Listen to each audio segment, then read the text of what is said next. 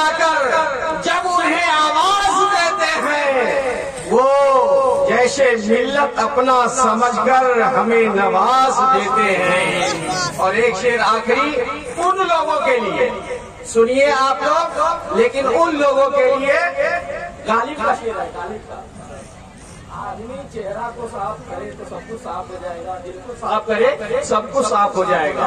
गालिब का शेर है, सुनिए। ता उम्र गालिब ये भूल करता रहा। समझ रहे हैं आप लोग? आप लोगों से कह रहा हूँ, आप लोग कहते रहिएगा यहाँ, आप लोग बरेली से लिखे रहते हैं।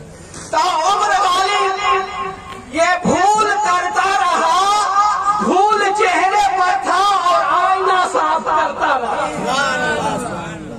ता उम्र गालिब उन लोगों से कह रहा हूँ, अरे नादानो, अपने दिल को साफ करोगे, चेहरा भी साफ हो जाएगा, तो समझ पाओगे कि शेर नेपाल क्या है।